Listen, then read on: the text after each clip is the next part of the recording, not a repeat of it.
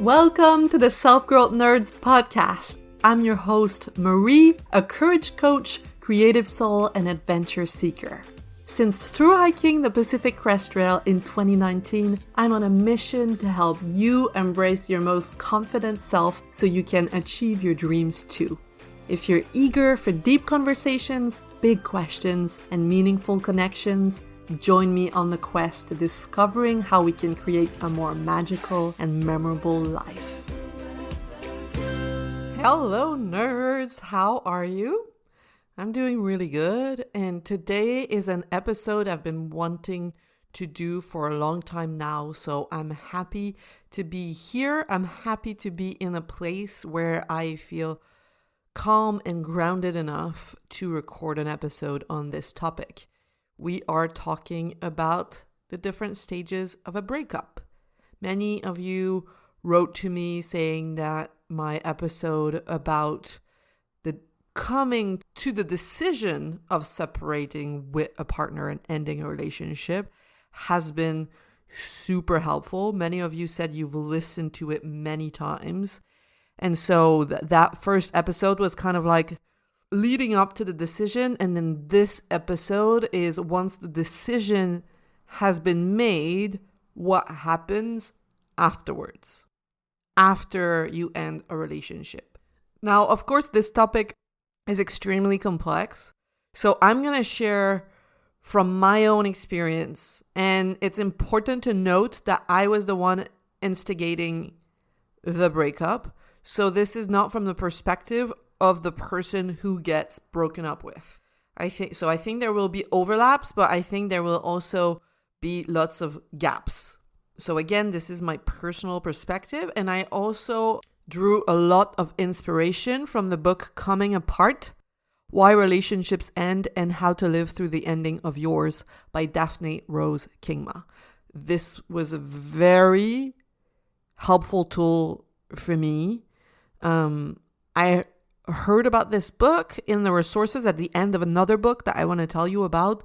It's called Too Good to Leave, Too Bad to Stay by Mira Kirschenbaum. And this is a step-by-step guide to help you decide whether to stay in or get out of a relationship. Now, at the end, when you've made your decision, the author points you to other books. And that's how I found the book Coming Apart, which, funnily enough, was published in 1987, but I found it to be on point and highlighted like half of the book. And so this episode is, I'm going to quote the author very often. It's very much inspired by that book. So we're going to go through the 10 stages of a breakup. And I want to mention this is going to be a 2-part episode. Otherwise, it would be way too long. So 2 parts, and those 10 stages, I'm going to share them in order, but they don't happen in a linear way, right? It's a mess. So bear that in mind as you listen. And my only goal here is to help you feel seen, to help you feel understood, to help you feel like you're less alone. And if you don't see yourself in what I'm sharing, that's okay too. This is, again, such a complex experience. We cannot summarize it in a podcast. So take what resonates and helps you feel better and leave the rest, okay? So let's get started with stage 1, shock and denial. So this is like the next morning when you wake up and the shock is just too much. So denial comes in to attempt to save you from the cognitive dissonance. So the cognitive dissonance of, you know, this is happening, but also you're thinking, but I cannot be doing this. Like there's just so much disbelief in your mind. I can't be doing this. They're a nice person. I'm a nice person. I love them. This wasn't that bad. I can't be doing this. This was supposed to last forever. It's your idea of what was supposed to be has completely shattered, and it's a what the hell moment. For me, it was always worse in the morning. I would wake up and realize what had happened, what I had created with my decision. And I would have to remind myself of why I was here. It made me think of like the movie 50 First Dates with Adam Sandler and Drew Barrymore. She like forgets who she is every morning, and he has to like show her tapes to remind her of who she is, and she loves him and da-da-da. But for me, it was like, oh yeah, okay, I left my 7-year relationship. Why? Why the hell did I do that? And then I had to like remind myself of the reasons and bring myself up to speed again every day. And I would ask myself questions like, am I crazy? Did I just, make a rash decision? Can I trust my judgment? Does this even make sense? You might need other people in that moment to validate you, to say like, no, you're not crazy. This isn't new. This was not impulsive. You've been thinking about this for a while. You didn't make a decision out of nowhere. And then in parallel, there might be the other person reacting with denial as well. So if the relationship was complete for one person and not for the other, then one person might feel like it was a unilateral decision and feel devastated and say things like, I don't get it. I don't understand. Why is this happening? Everything was going so well. And this can make the cognitive dissonance even more challenging for you and make you doubt yourself even more. Like, did I have an accurate vision of the situation? But keep in mind that remark in itself, the other person saying, why is this happening? Everything was going so well, is a sign that there was a disconnect and a lack of awareness. That the other person might feel like they're the victim of an irrational decision, but they have been participating in that decision, whether it be consciously or unconsciously. And my tip here in the stage of shock and denial is to keep notes in your phone. So personally, I had 2 notes, 3 actually. One of my notes was a place where I could just let all of my inner freak out come out, so it wouldn't go in a circle in my mind. So all of my thoughts, I would write them down in there. And then I had another note in which I would write down all the reasons why I decided to leave. So I could go back to it and remind myself why. Kind of like the tapes in 50 First Dates. Like, oh yeah, okay, I get it. I also had a Google Doc for when there was just too much to type for my fingers on my phone. I would go to my computer and I would write everything that crossed my mind in that Google Doc that has like, I think 18 pages. And it's just helpful to get it out of your mind because it can feel like a tornado. And, don't let yourself just get swirled around in the tornado. Create distance between you and your thoughts by jotting them down somewhere. Okay? Now, step 2 is similar. And for me, they were interwoven. I would go back and forth. Step 2 is panic. So we realize it's happening and we just want to run back in the cave of comfort, because we feel like we cannot face the uncomfortable reality that's in front of us. We are terrified of the void and the uncertainty. For me, it was thinking like, oh my God, what have I done? Should I have worked harder on our issues? Should I, what if? You might make a mental list of everything that was good about the relationship and overthink everything you did or didn't do or could have done differently to save the situation. You might also catastrophize about the situation. Like, oh, I'm 33. What if I end up alone? What if that was the best I could have had? What if I'm just an idealist and this was the biggest mistake I ever made? What if my expectations are completely unattainable? What if I'm unrealistic? What if I was brainwashed by Disney movies? What if, go on a downward spiral. This is when many people will go back for a second try. They're going to ask their ex to get back together, even if they were the one to break up in the first place.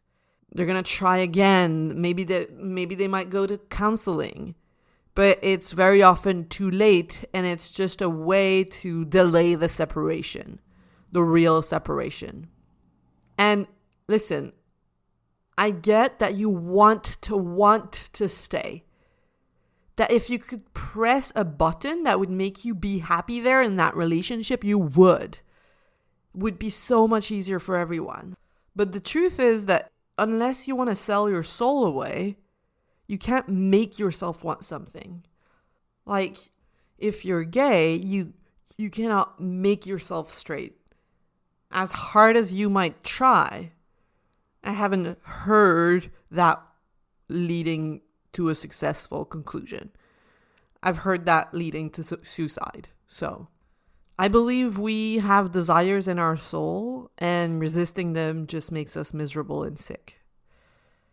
So my tip here in that stage of panic is to let the mind freak out, add everything to your note or to your Google Doc or to your journal, but tune in to the calm, grounded part of you that's underneath all that noise.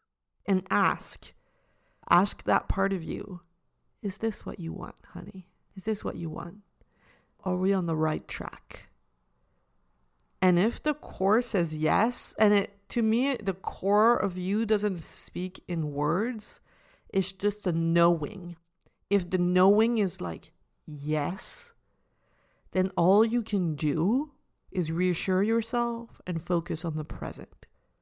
Reassure the part of you that's panicking. It's okay. You're okay right now. You're okay. It's going to be okay. You have to be your own best friend here and be extremely kind to yourself to counterbalance the panic that's happening. And surround yourself with people who are kind too, who support you, who know you, and who have your well-being at heart. Not people who are wrapped up in societal expectations of what looks good, what a good person should do, or whatever bullshit we are fed in this society about how we should lead our love life, okay? I want you to feel held by the people you surround yourself with. And if it's just one person, that's okay. And if it's just one person that you have to pay, like a therapist or a coach, that's okay too. And if you have to spend time with people who don't support you, try and create some distance between what they're saying and what you're experiencing. And remember that what they're saying says nothing about you and your decision, and everything about them and how they see the world.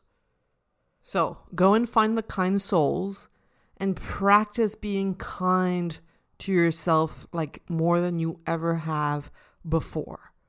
You're basically like reassuring a child. There's a part of you, a young part of you, that is feeling completely unsafe right now, that has lost all of their bearings. So it's very normal that you're going to a stress response, like a survival instinct, like a child who was abandoned. And you have to show up in parallel as the adult, the loving caretaker who is there to wrap your arms around the scared child. Okay? I want to share gratefulness about a friend of mine. My friends were so amazing throughout my breakup, but one of my friends, she took me with her in her family for the weekend, and her mom, I don't know if I shared that with you before. Her mom prepared a bath for me with candles and like soft music, and they were so caring. And I just could talk to her, and she never made me feel like I was too much, like I was feeling too much. And then when we came back home to Montreal, when we left her family's house and came back home to Montreal, she gave me the keys to her apartment and she said, come here whenever. And to me, like, this makes me feel emotional as I share this, because to me, I had already taken advantage of all of her kindness and she had even more to give. And it made me cry. Like, it moved me to tears that she would be so kind. And that leads me to stage 3, which is deep sadness. You're going to experience deep sadness. You have to practice receiving care. You are experiencing a profound loss. But sadness about a decision doesn't mean it was the wrong decision. And I'm going to say that again. Sadness about a decision does not mean it was the wrong decision. It only means that whatever you experienced in that relationship meant a lot to you. To me, that stage of deep sadness felt like someone was stepping on my chest. The author in the book Coming Apart writes, "What rises to the surface of your consciousness is the awareness that you are losing not only a companion, but also a history, a way of being, a social context, a sense of identity, a blueprint for your future, and on the most basic level, a definition of yourself. You are losing a part of you. A part of you has died. So there is lots and lots and lots of crying. And you have to let yourself cry. Just like I was saying, you have to let yourself be taken care of. You have to let yourself cry. This is not a time for ego. Crying is not weak. Crying is normal. Your body needs it. So don't let your ego tell you that you should get over it faster. The depth of your sorrow represents how much you loved the person, how important the relationship was to you. And the author writes, the more you cry, the more you facilitate the process of grieving. So you have to let yourself go there if you want to heal.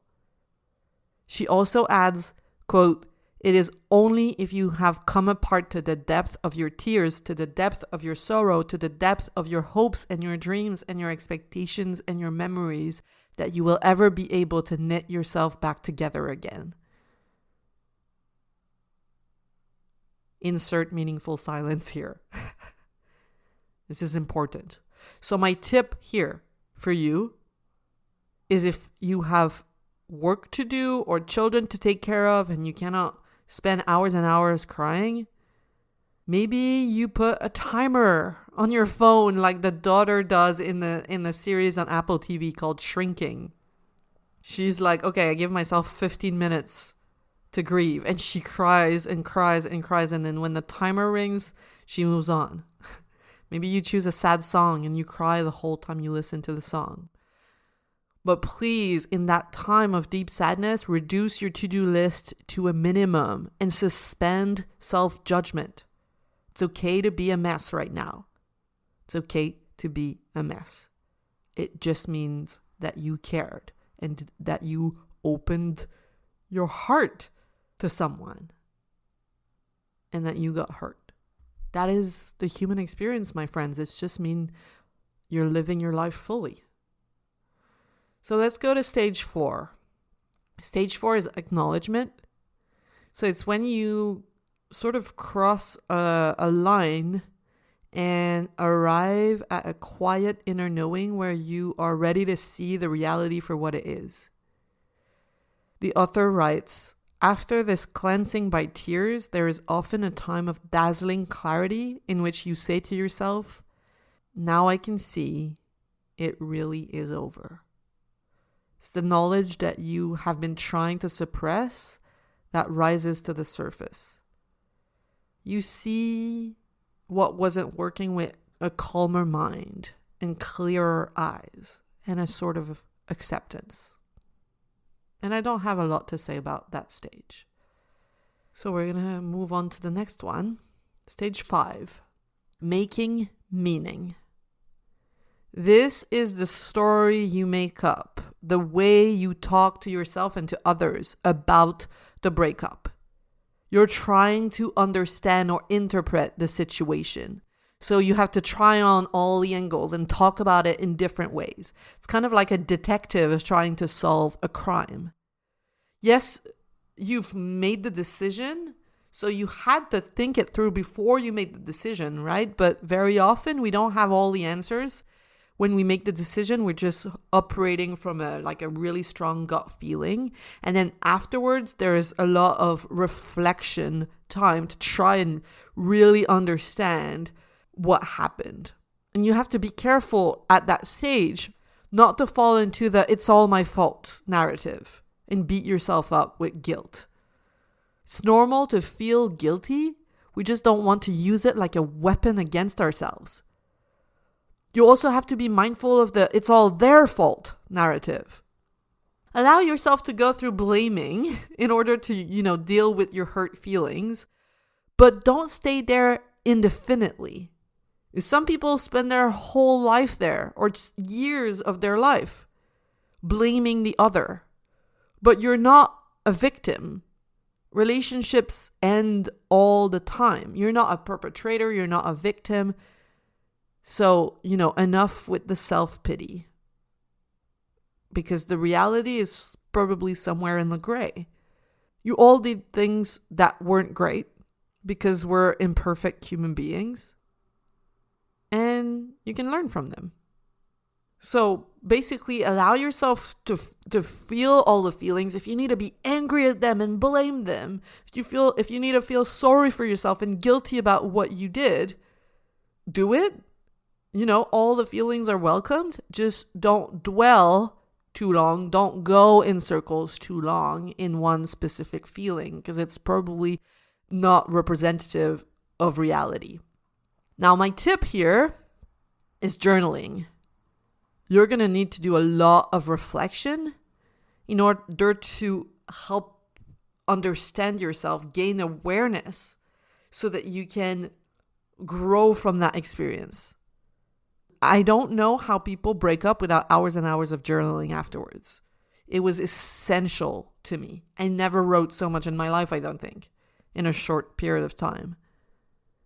So because of that, I created the tool that I would have wanted to have back then. It's a reflection book to understand your breakup. So it's very much inspired by the exercises in the book Coming Apart, but I added a Marie twist to it. It's free. I just created that because I would have wanted to have that, and I know how useful it's going to be.